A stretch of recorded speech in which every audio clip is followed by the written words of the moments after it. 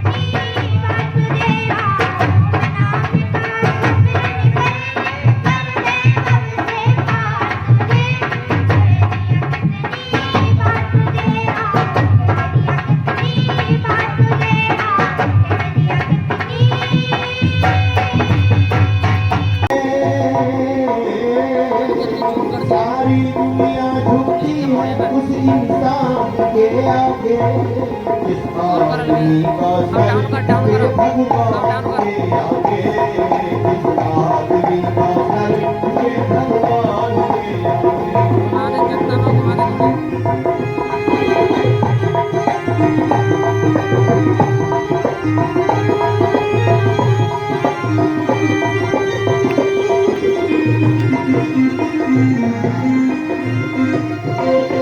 सारे इम्तिहानों में हमेशा पास होता है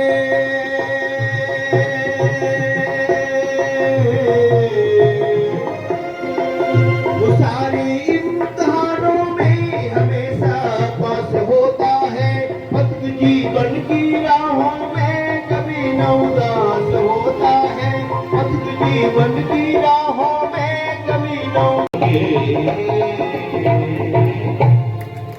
किसने कहा है कि झुकेगा तो वही जिस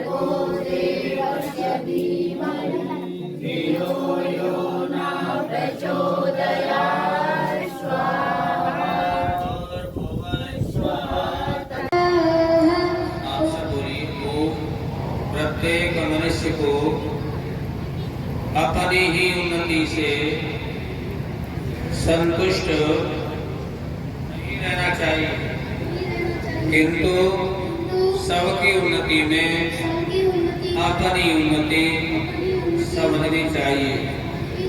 सत्य को ग्रहण करने और असत्य को छोड़ने में सर्वदा उद्यत रहना चाहिए।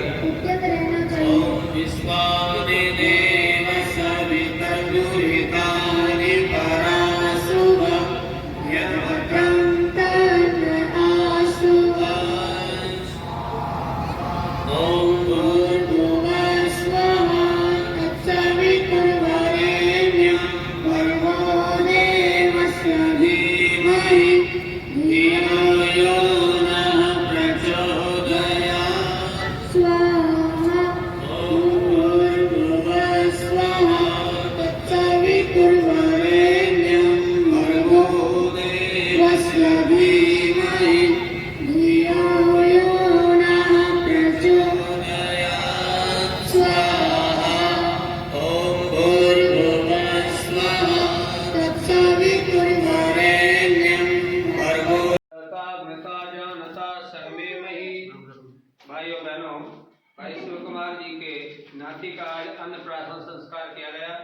बेटा दीपक और बेटी गुड़िया और भावना जी, इस परिवार को ऋषिधर जी महाराज का चित्र में भेंट कर रहा हूँ अपने आश्रम की ओर से।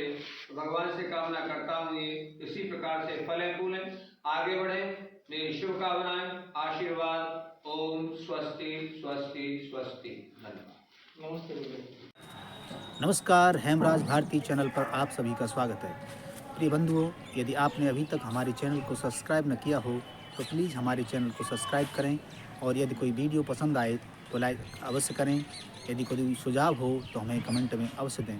बेल आइकन यानी घंटी सबसे ऊपर 3 घंटी में से पहले आल वाली घंटी को अवश्य दबाएं, जिससे कि वीडियो की नोटिफिकेशन आपको सबसे पहले मिलती रहे। धन्यवाद। नमस्कार। हेमराज भारती।